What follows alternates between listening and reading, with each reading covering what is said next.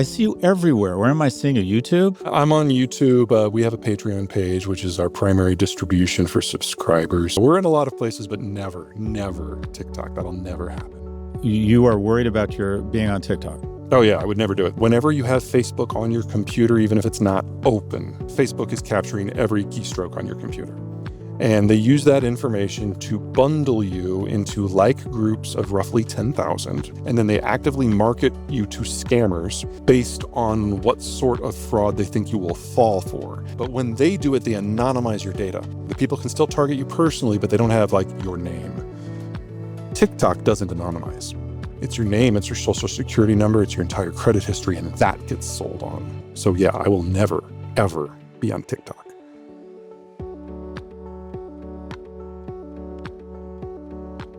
Peter, where does this podcast find you? I am at home, just above Denver. By the way, thanks for being here. We wanted you on for a while.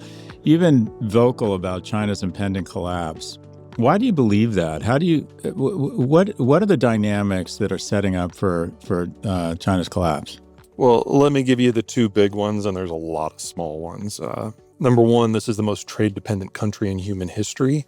They import 75 to 80% of their energy. They import 80% of the stuff that allows them to grow their own food. They are the world's largest importer of food. They import all the raw commodities they need to make their manufactured products, and then they export most of those manufactured products. So something happens to trade for any reason, they're the first ones to go and the ones that fall hardest. That is something that theoretically could be managed with a good diplomatic core, which I might add they don't have. But the other problem is demographic. When you industrialize and you move from the farm to the city, your birth rate drops because kids go from being a free source of labor to simply a cost. And China industrialized and urbanized more quickly than any country in human history. And on top of that, they had the one-child policy. So from the point that the process really got going in the 70s to 1990, their birth rate dropped by 2/3 and fell below the American birth rate. And it's only dropped since then. And today, all of the major cities have birth rates that are less than 1/4 of replacement level. So the American birth rate is now more than triple that of China. It's been going for so long that they now have more people aged over 53 than under. And within the next few years, they simply won't have a consumption base, a workforce, a tax base, or consumers at all.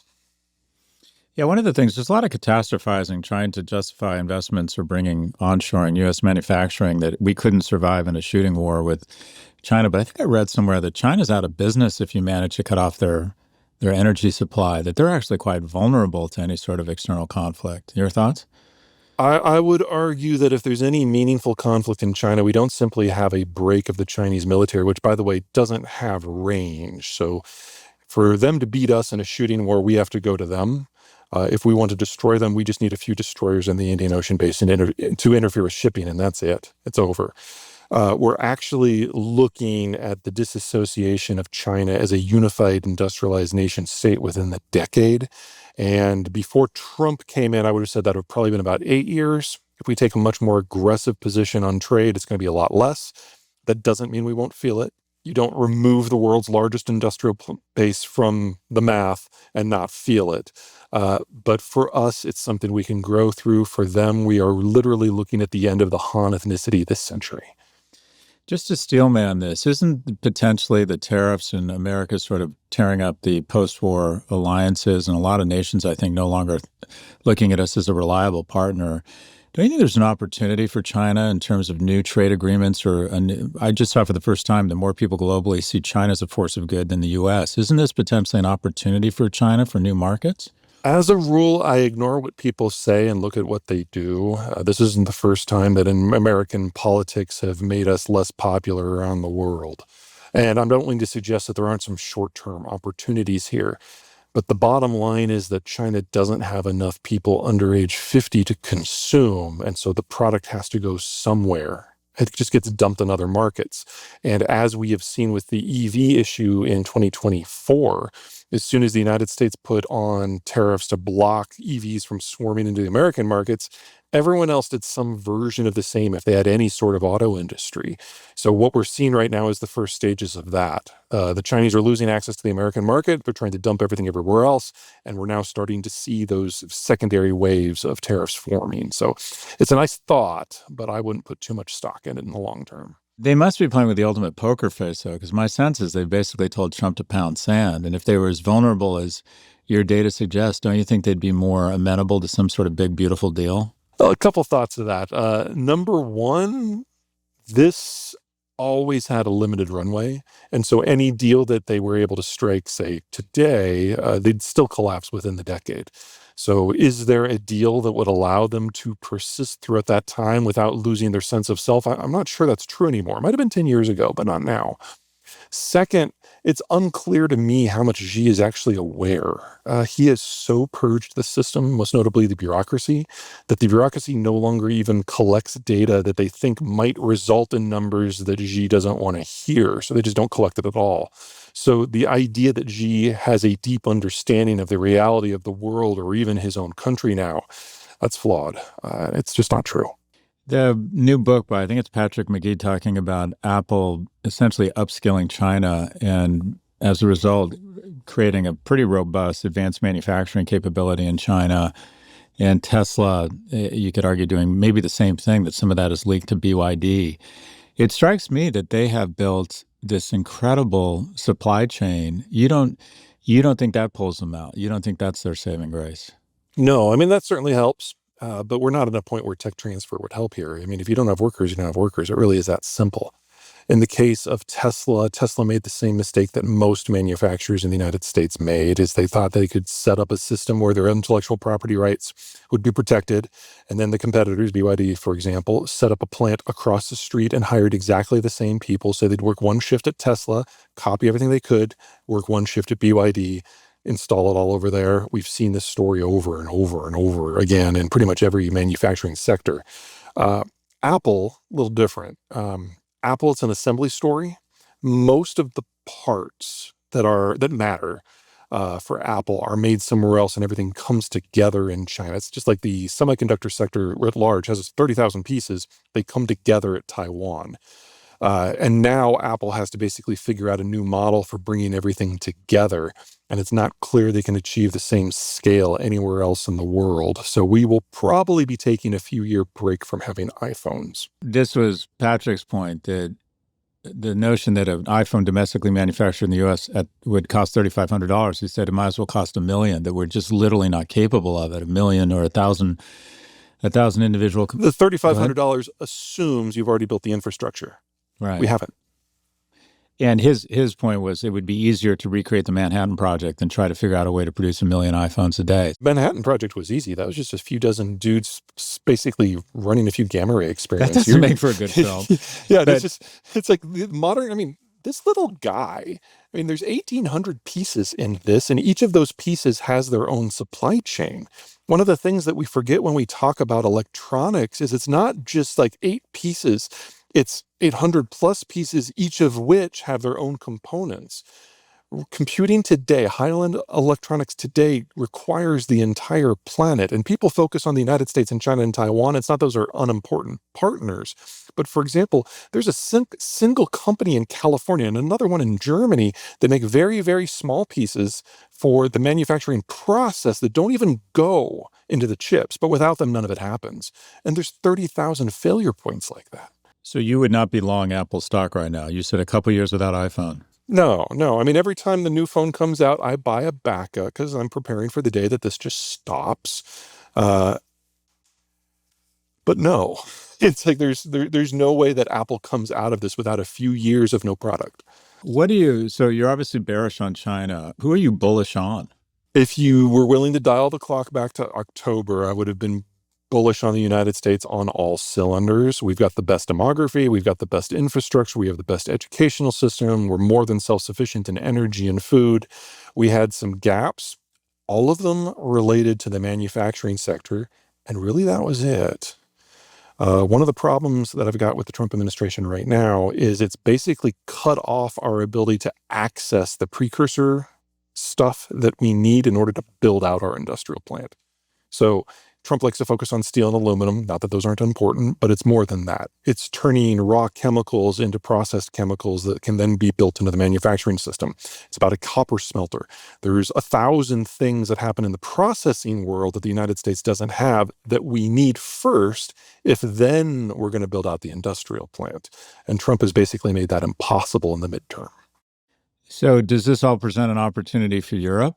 In the short term again, but their demographics, while not as terminal as the Chinese, are still pretty bad. The Chinese are aging faster than anybody else, and by the end of this decade, they will have the oldest average age of any country in the world, including Japan. But the Germans and the Italians and the Dutch are not all that far behind. So we are in the final years of them having a value-added manufacturing system as well. Can a lot of these problems be solved with immigration, though, in terms of I love that you focus on demographics, but can't some of this work, labor force and aging population, be solved with immigration policies? About, based on whose numbers you're using and how you define Hispanic, because that's a problem here in this country, somewhere between 1/3 and 1/2 of the American birth rate is either immigrants or children of immigrants. And so that's a non-trivial factor. The problem's timing. So if you can incorporate immigration into your political culture, and so have a dribble coming in year out so that those people can be assimilated, then yes, immigration absolutely can be part of your solution. But if you have waited until everyone's old and then open the doors, then you've got a very different situation. So take the German example right now. There's roughly 82 million Germans, but the average age is now over 50. So for them to just hold where they are, they need to bring in 2 million people under age 25 every year for the next 20 years just to hold the line. And that means you've brought in 50 million people, and all of a sudden the Germans are no longer the majority in their own country. That triggers a series of political consequences that I'm not sure the Germans can deal with. You want to do that in China, you need an order of magnitude more. And the world, to be perfectly blunt, only can provide those migrants from one place. India. Wouldn't that be a hell of a thing? So and there's a lot of logic here, that a youthful workforce is a productive workforce. Saudi Arabia, India, Indonesia, who demographically is set up the best? There's a mix of countries. Now, I must underline that all of these countries are aging faster than the United States.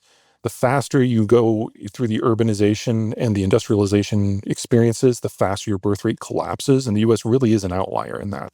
But Mexico, Indonesia, India, and Turkey, those are the big four that look really promising in the future, which isn't to say they don't have their own complications. All of these countries have problems with rule of law, for example.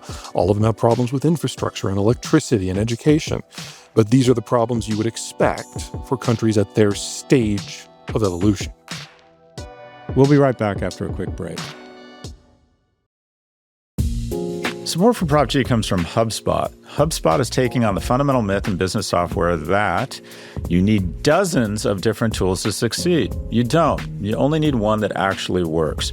With HubSpot's powerful AI solution, Breeze, built right into their customer platform, you have everything you need all in one place. Breeze Copilot acts like a digital wingman that keeps you 2 steps ahead, while Breeze agents take entire work streams off your plate. That's not AI vaporware, that's leverage. We're talking about real ROI, cutting sales cycles in half, resolving service tickets faster, and working less hours every week to make it all happen. Go to HubSpot.com/AI to get started today.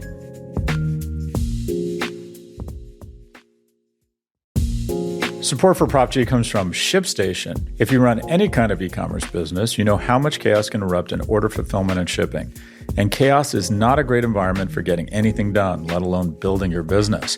With ShipStation, you can count on your day-to-day to remain calm. ShipStation helps you ship from all your stores with one login, automate repetitive tasks, and find the best rates among all the global carriers. It's the fastest, most affordable way to ship products to your customers with discounts up to 88% off UPS, DHL, Express, and USPS rates. and up to 90% off FedEx rates. ShipStation keeps your customers happy with automated tracking updates with your company's branding. You can manage all your orders in one easy dashboard, and you never need to upgrade. ShipStation grows with your business no matter how big it gets. Deliver a better customer experience and keep chaos at bay with industry-leading scalable features that help shipments out the door quickly and accurately. Calm the chaos of order fulfillment with the shipping software that delivers. Switch to ShipStation today. Go to shipstation.org/PropG to sign up for your free trial. That's shipstation.com/PropG.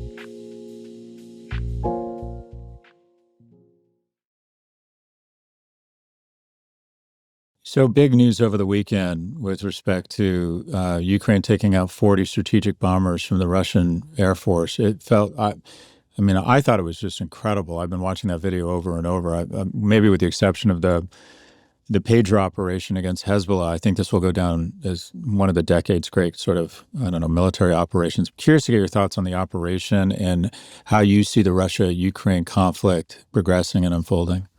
Well, the technology of what they used was not particularly new. It looks like what the Ukrainians did is built a bunch of sheds, put them on a bunch of flatbed trucks, and just drove them to their destination. And when they got within a certain distance that was pretty close, these were not long-range drones, they just abandoned the trucks, remotely operated the roof hatches, and the drones flew out and did their thing. It was maybe somewhere between 100 and 150 drones is what most of the reports are saying. And it took out long-range strategic bombers who were designed to carry nuclear-tipped cruise missiles to target either extreme Western Europe, North America, or the sea lanes in between in case of a war with the United States. So while these craft could have been used to target Ukrainian targets, the location of the bases in places like Murmansk and Irkutsk, these are places that were designed to strike the United States with weaponries that were designed to strike the United States. And so in one day, Ukraine did more to secure American national interests than any ally has ever done since 1945. That is going to resonate in Washington. That's a really interesting insight. So you're saying this is more a psychological blow, or well, let me ask you this: Do you think the Americans were behind this? If you had asked me that a year ago, I would have said it would really be hard to imagine this happening without the Americans behind it in some way. With today's political environment and how things have gone, particularly as Vance becomes more and more ingratiated into the defense community, intertwined. I don't know. I have a clearance, but, need to know and all that. I can't just go through the archives in the Defense Department whenever I'm in Washington.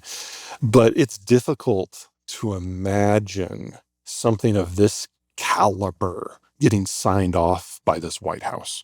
So this was, again, didn't use any fundamentally new technologies. It was just audacity, and it was amazing. Yeah, it really was. So give us your view of the state of play in terms of on the ground there and how the conflict, who's winning, who's losing, how you see it playing out.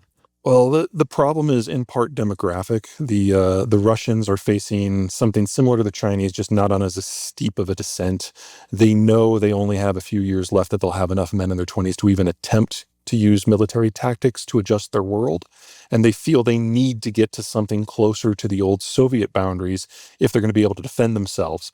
Right now, they've got wide open frontiers that are about 3,000 miles long. If they can get into central Poland and Romania, that shrinks down to about 500 miles. They feel that's more manageable. They're right.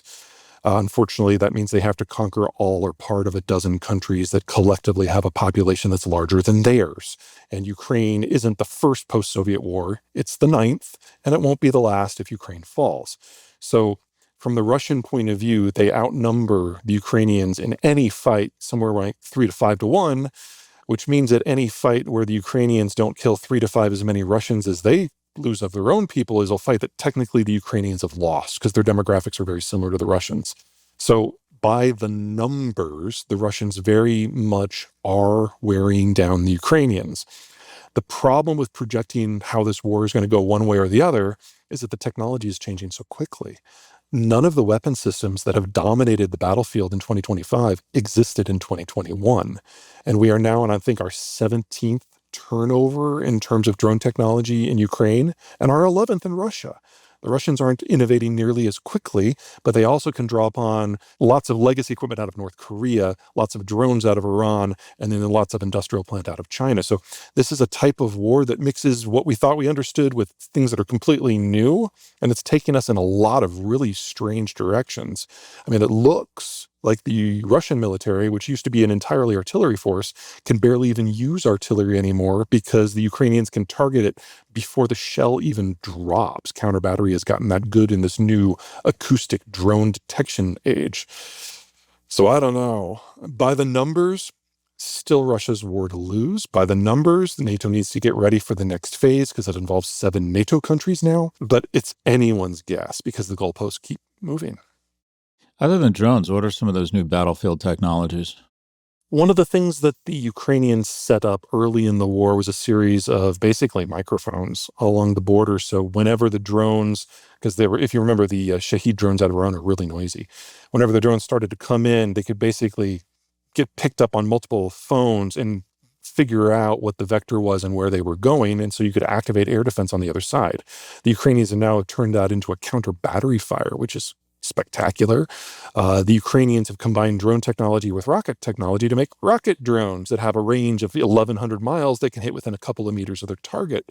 So we're seeing really, really cheap developments that are outperforming anything that was in the Russian arsenal before. And that applies to us too. A Ukrainian drone jammer, which is the only reason that Ukraine is still there this year, which forces the Russians to use fiber optic drones, is now about 1/10 the cost of what the U.S. produces and performs an order of magnitude more effectively. So if you were advising the U.S. and Europe, your general, what I think you said before was that if Ukraine falls, it's only a matter of time before there's a next conflict. Where do you see that next conflict emerging? Would it be Poland? Where would it be? It will depend upon the tactical situation at that moment, and a lot can change between now and a hypothetical Ukrainian fall. But the Russians know they have to reach the Vistula River, and that's in central Poland, cuts through Warsaw. They know they have to be at the Baltic Sea, so there are the 3 Baltic republics, and they know they have to reach the Danube, which is will include the northeastern sliver of Romania. So which one of those the Russians would go for would be shaped by the tactical situation at the moment they felt the need to pull the trigger, but they need all of that territory. And now that Finland is in NATO, they would definitely go for Finland as well if they thought they could pull it off. I would guess they would do the Baltics first because it looks, from the details, the simplest, but the tactical math changes pretty rapidly.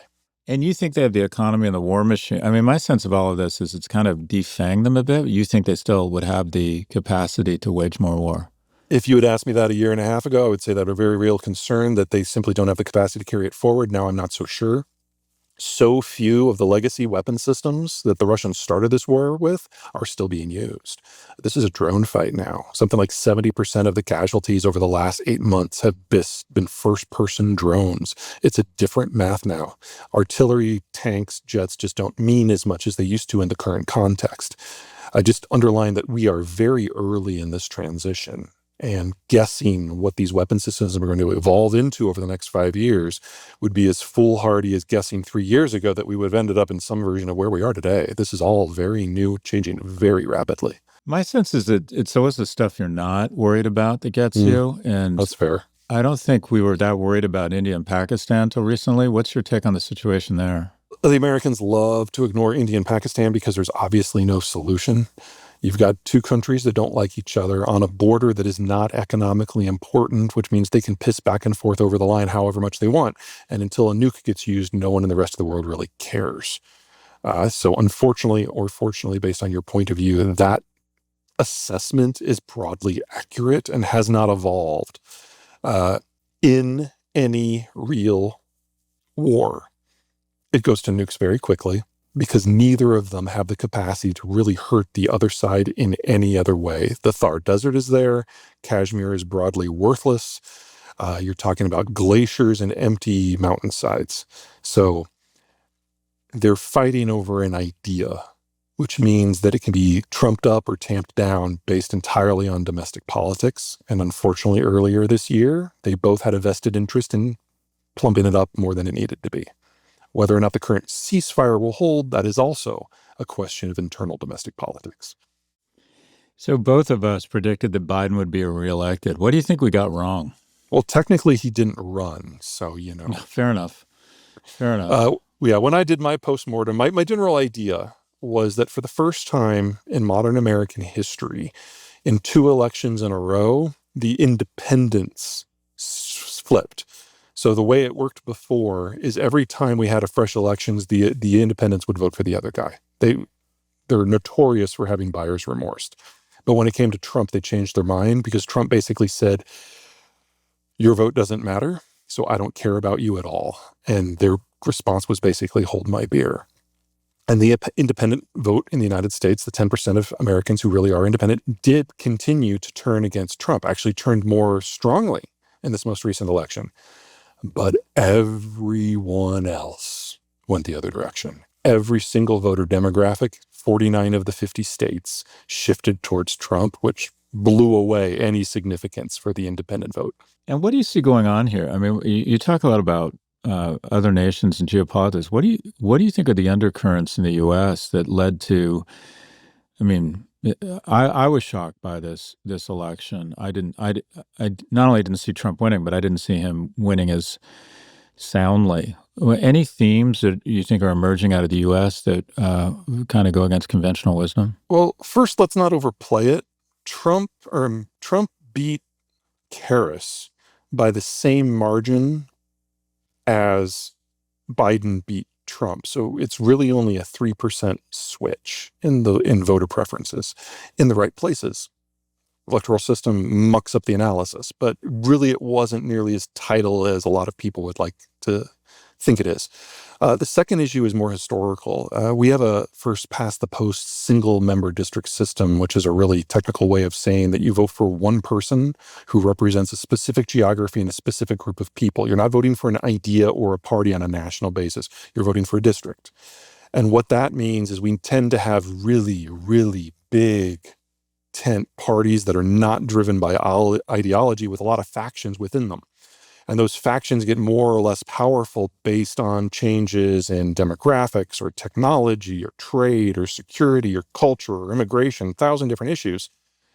But every once in a while, about once or twice a generation, the changes become so significant that the factions that are under the tent don't just rise and fall within the tent, they jump out of the tent or maybe jump into the other tent.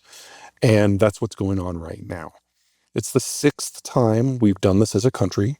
We will get through it, but it's really awkward because all of the old rules have gone away and the new rules are not in place. So I would argue that in this last round, the Democratic Party died. I'm not sure they're going to come back, but the Republican Party died too. It is MAGA now, and MAGA doesn't have a wide enough base to win an election. So we've got 2 things that call themselves parties that can't possibly win. It's just a question of who can lose more. And last time, the Democrats pulled out all the stops.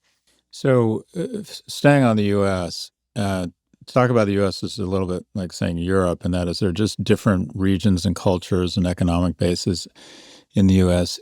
Where in the U.S. or which regions do you think are poised to be the biggest winners and losers? From deglobalization? Deglobalization, AI, whatever big themes you see in the U.S. Let's put AI to the side because that's not going to happen. Touch that later. We need to double the size of the industrial plant. And for that, you need workers, you need green space, you need infrastructure, and you need a regulatory structure that is friendly to the investment. You put all those together, you're basically looking at an area that starts roughly in Norfolk and Richmond in Virginia, comes down through the south into Texas and then up through the Rockies to maybe Denver and Salt Lake City. So down from the west, from the Mountain West down into Phoenix, over through Texas, then up to the very, very southern tip of the Mid-Atlantic. That's the section that can most benefit from where we are. The problem that all of these areas are going to have is, first and foremost, electricity. If you're going to double the size of the industrial plant, that means you need at least to expand the grid by half. And we now need to do that without the Chinese, and that will not be cheap, and that will not be quick, and that will not be easy. But until we do that, none of the rest of this matters. But it's all based on a premise that we need to further expand our industrial base. The economy has done really well moving more to a services base. Why is an industrial base so important to the U.S.'s future? There's the national security component to it. Trump is not making that up. But more importantly, the Chinese system is dying, and we need to prepare. And that means if we want stuff, it needs to be made somewhere else. Does it all need to be made here? No. And the wider the net that we throw, the more countries we bring into whatever the post-globalized order happens to be, the easier and faster this will be. We cannot do it in anything less than a 20-year time frame without Canada, and especially Mexico. So when Trump in his first term renegotiated NAFTA, and basically we got the guy who was calling Mexicans rapists all of a sudden being the Mexicans' best friend in trade talks, I was really optimistic, because if you take the most rightist, anti-immigrant, anti-foreigner aspect of the American polity, which is Trump, and you make that friends with Mexico, that's a pretty bright future. But we're kind of up in the air again now. So you talk a little bit about Mexico. What are your thoughts on Latin America, specifically Brazil? Brazil is its own beast. The demographics are very rapidly aging, and they haven't built out the industrial plant that they need for what's coming. Their agriculture and industrial system are the highest cost producers in the world, which only works if the Chinese are paying for everything. So when China's strong, Brazil is strong. You remove China, all of a sudden Brazil looks really bad. They've also lost a lot of their industrial plant to the Chinese. Under Lula last time, he invited in the Chinese to do a lot of joint ventures, which from the Chinese point of view is we come in, we build a joint facility, we steal all of your technology, we take it home, and then we drive you out of business on a global basis. And there's just not much left in Brazil at this point. So we talked a little bit about demographics and some of the countries you think that are not well positioned. If you're the U.S., is it, and realizing it's a global world, is it, you talked a little bit about the importance of the U.S.-Mexico relationship. What about U.S. and Canada? Are there other allies we should be focused on developing stronger partnerships with? We already have free trade deals with Central America, Mexico, Canada, Japan, Korea, functionally with Taiwan. If the Brits can ever figure out what happens after Brexit, we'll have a deal with them as well. That's the core, and that's a great starting point. If you were to add one more big thing, I would say Southeast Asia. The demographics are pretty good. The industrial plant is already pretty good. They're very well positioned to pick up anything that the Chinese drop. They are a bridge to India, which is a non-insignificant power. But the biggest thing I like about Southeast Asia is we're already friends, courtesy of our relationship with Australia and New Zealand, and they have a big consumption base. So this is already 1 billion people with a demographic that is very primed for consumption. It's exactly the sort of partner that you would like to preserve as the broader world breaks down. I brought up AI and you said it's not going to happen. Say more. There's about 30,000 parts that go into your typical semiconductor, not counting the things that do the manufacturing, like say the lithography systems that come out of ASML in the Netherlands. So functionally, you've got 50,000 failure points in that sector. Right now, everything that we're running a large language model on requires a chip that is roughly 7 or 6 nanometers or smaller. And the newer chips that we're making for AI are roughly 2 nanometers and have encoded cooling into them. We don't have those yet. That's what they're working on building, hopefully getting out onto the market within the next couple of years. If we can't make those high-end chips, if we can't do anything with extreme ultraviolet, which is how pretty much everything under 12 nanometers is made now, we have to go back to an older, simpler technology called deep ultraviolet. And that would suggest that the only chips we're going to be able to make at scale are going to be 14 nanometers or bigger. So we will need 5 times as many of those to fill the data centers to get the same compute power. And that will take 4 to 5 times as much power in order to operate the center. So we're looking at a 95% reduction on a cost basis in order to run AI models that we had last year. ChatGPT 4.0, that won't be able to work at all, but ChatGPT 3.0, probably. So that lasts until such time as we rebuild the supply chain in a more demographically stable, geopolitically stable zone. That'll take 20 years. A lot of what you've said the last few minutes kind of bubble up to the need for a dramatic increase in our power grid or ability to produce electricity. Which of these energy technologies are you most bullish and bearish on? I want them all because it's like we're past the point where we can pick a winner and that'll do it. We have to do so much so fast. So number one, we're not going to retire anything. I don't care if it's coal. We don't have the option anymore. If we're going to still have manufactured product, we have to do it here. We have to do it with the grid that we have. It's kind of like the military going into Iraq. You fight with the military you have. The idea of transforming it into something hypothetical and in the future is gone. In addition, wind and solar, while we do have some of the world's best wind and solar acreage in the Southwest for solar and the Great Plains for wind, 2/3 of the cost of a solar or a wind facility has to be financed because it's all upfront construction. It's not a subscription model like it would be for coal or natural gas, which means unless the geography is really, really, really good for installation, we're not going to do it anymore because we've seen capital costs increase by a factor of 4 in just the last 5 years. That won't come down until we have another generation that ages into the capital class, which is typically people aged 55 to 65. Those are the people who are saving for retirement. That's 70% of all private capital. We've been relying on the baby boomers until now, but now they're 2/3 retired. And so the capital just isn't there for the green transition to happen at all. I would love for nukes to be part of the equation, but we still haven't built a prototype for a 4th generation nuclear power plant or a small modular reactor. So we're stuck with a 3rd generation. And the regulatory structure for that is very strict. And as a result, we've only built one in the last 50 years. So we're looking at mostly coal and gas, a sprinkling of solar and wind where it makes sense. And after that, we have to get creative. We'll be right back. Support for the show comes from NPR's Planet Money. Tariffs, meme coins, Girl Scout cookies. What ties them all together? One word: money. It's the connective tissue of modern life, and it drives behavior, shapes culture, and reveals what we value in a tangible way. Economics isn't just GDP and interest rates. It's everywhere and everything fueling our lives. If you're looking for a smart, entertaining breakdown of how the world of money really works, check out Planet Money from NPR. It's sharp, fast, and relentlessly curious. 30 minutes is all they need to help you understand the complex forces moving markets, people, and power in a down-to-earth way. The Planet Money hosts go to great lengths to help explain the economy. They've done things like shoot a satellite into space, become a record label, make a comic book, and shorted the entire stock market, all to help you better understand the world around you. If you're curious to learn something new and exciting about economics, every week listen to the Planet Money podcast from NPR. I cannot say enough about NPR. Anything you listen to on NPR is going to be well-produced and have great production values. Tune into Planet Money every week for entertaining stories and insights about how money shapes our world, stories that can't be found anywhere else. Listen now to Planet Money from NPR.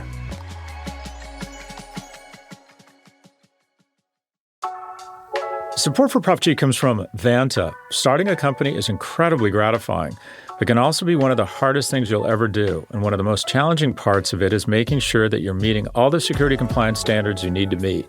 Vanta makes the whole process easier. Vanta is a trust management platform that helps businesses automate security and compliance, enabling them to demonstrate strong security practices and scale. That means that a whole bunch of tasks that used to be expensive, time-consuming, and complex can now be automated and streamlined. Simply put, your company can't grow if it can't prove that it's meeting security standards, including SOC 2, ISO 27001, and HIPAA. Vanta can get you audit-ready in weeks instead of months, saving you up to 85% of associated costs. And Vanta scales with your business, helping you continuously monitor compliance, unify risk management, and streamline security reviews all in one place. Starting a business is hard. Let Vanta make the process a little bit easier. Go to vanta.com/ProfG to meet with a Vanta expert about your business needs. That's vanta.com/ProfG.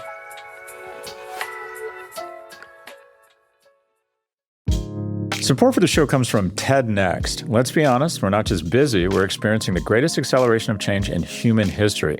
The pace of technology has left regulation, culture, and even our own biology in the dust. And somehow, we're supposed to figure out who we want to be.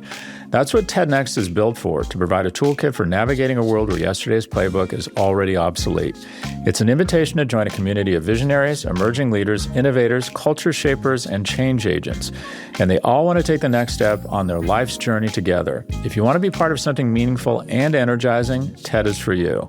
I've spoken to TED myself. After working my ass off for 30 years, I was an overnight success after speaking at TED. I like the community, and I really found it very rewarding. Register for TED Next, November 9th to 11th in Atlanta. It's the rare convergence where career advancement meets personal reinvention, both non-negotiable for tomorrow's leaders. And right now, TED is offering our listeners a special rate at TED.com/Scott. Again, that's TED.com/Scott.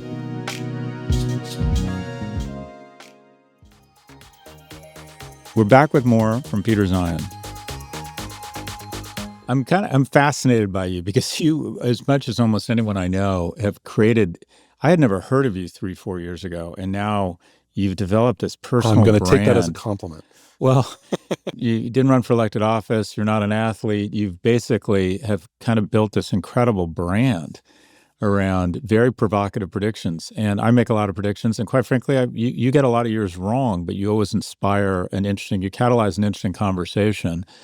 And I think that's why people are really drawn, because even with stuff I think, well, that can't happen, it gets you thinking.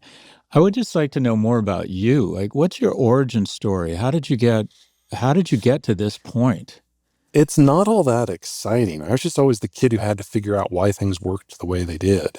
And so, like everyone else who was interested in international affairs, I went to Washington for my first year out of grad school and hated it. I was there for 10 months. It was 9 months too long. And then I ended up working for a private intelligence company / media company for 12 years, where I ended up being their global generalist, kind of putting everything together into a tapestry. And then 12 years ago, I left that company. Now I do this. And what is this? I help companies and entities, usually at the local government level, figure where global trends are going and the problems and the opportunities they're going to have in front of them in the not too distant future. So is it like a Green Mantle or what's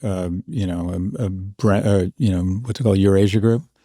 Eurasia Group is more focused on the here and the now and the government decision-making apparatus. Not that that's not important, but that's not what I do. I focus on the longer-term trends of geopolitics, trade, security tech, and of course, demographics to tell us, this is going to be the big picture that you're going to deal with. But if you want to know what happens next Tuesday, talk to Ian Bremmer. And do you connect that to alpha? Do you get hired by hedge funds to try and come up with investment themes? I do get hired by hedge funds and financial houses a lot. I do not do tactical trading advice, though. Got it. And I'm curious, Peter, do you have kids? No. No kids. And is No, that... I'm part of the problem. You're part of the problem? And are you worried about kids being born generally? And how do you feel about the prospect of the next generation in America? Well, if you're in the United States and you have any opinions about when the United States should be, the most reliable way to make that happen is to ensure the existence of the next generation and instill them with your values. So I will never tell people to not have children.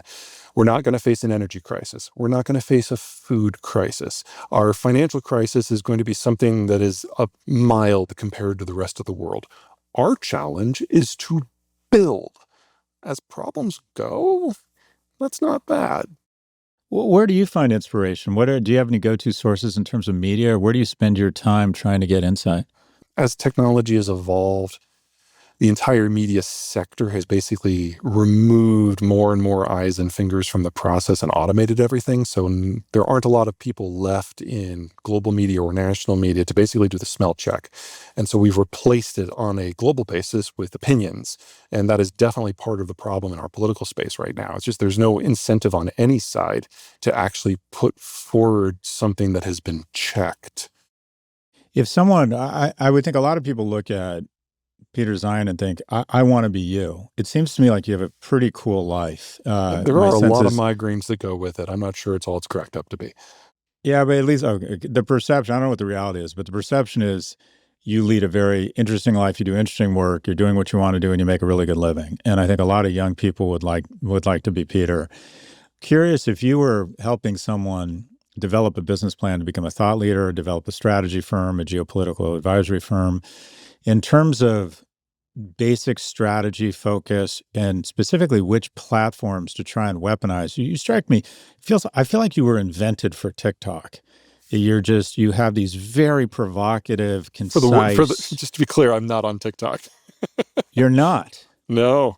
Well, I stand corrected. Where do I see? I see you everywhere. Where am I seeing you? YouTube? I'm on YouTube. We have a Patreon page, which is our primary distribution for subscribers. But yeah, we're in a lot of places, but never TikTok. That'll never happen. Well, let's go there. You are worried about your being on TikTok. Oh yeah, I would never do it. So let's start with the devil we know, Facebook, Meta, whatever you want to call it. So whenever you post something on Facebook, whenever you have Facebook on your computer, even if it's not open, unless you've deleted it and logged out, Facebook is capturing every keystroke on your computer. And they use that information to bundle you into like groups of roughly 10,000 with similar demographic structure, similar economics, similar political leanings, maybe similar kinks. There's dozens of tags. They put you into a group of 10,000 and then they actively market you to scammers based on what sort of fraud they think you will fall for. And there are two conventions a year, one in Isn't Vegas, that one in Germany. consumerism? Didn't you just describe American capitalism? Tomato, potato. But they actively do it. But when they do it, they anonymize your data. So you become user 123, for example. All that data is there. The people can still target you personally, but they don't have like your name. TikTok doesn't anonymize. It's your name, it's your social security number, it's your entire credit history, and that gets sold on. So yeah, I will never, ever be on TikTok. But let's back to, we're starting Yosemite Geopolitical Advisory Group. What has worked really well for you? What mistakes have you made? If you were investing your own money and wanted to advise a group of young men and women to launch a similar firm, what's worked really well for you? Well, everything that we do is custom. So we figure out the world from the client's point of view before we say anything. And then we put it against the backdrop of deglobalization and strategic shifts and demographics, and we see what is relevant to them. It is difficult to imagine anyone else replicating what we do without having 20 years of experience in the background, building that baseline. We actually spend probably about half of our time looking for things that prove the baseline wrong. Because we base everything off of that. Does that mean that what I'm doing is not replicable? Not necessarily, but it does mean moving forward, it's going to be a lot more difficult. Because when you get to the point where globalization really does break, and we're really close to that, like an entirely new baseline is going to have to be invented for a world where all of a sudden the old rules don't play. And the stability that has been the backbone of all economic development over the last 75 years is going to turn into something completely different, a lot more random, a lot more disruptive. I'm not sure it's a great time to be getting into my business on a strategic level, but the number of tactical applications, if you can take a narrower view, I think are legion in the world we're about to be in. If you were going to start your business over, would you do the exact same thing or would you have a different focus? No. I'd learned to weld and I'd learned Spanish. Say more? Sure. I mean, we need to double the industrial plant. Spanish is the number 2 language in the United States. Mexico's our number 1 trading partner, will be at least for the rest of my life. The fastest way to get 6 figures is to speak Spanish and have a trade. And as we wrap up here, I just want to do a kind of a lightning round here. Name an influence or influences in terms of education or people in your life early on that really shaped who you are. George Herbert Walker Bush. He was the president of the most important inflection point in modern history. He was taking us from the Cold War to whatever was next.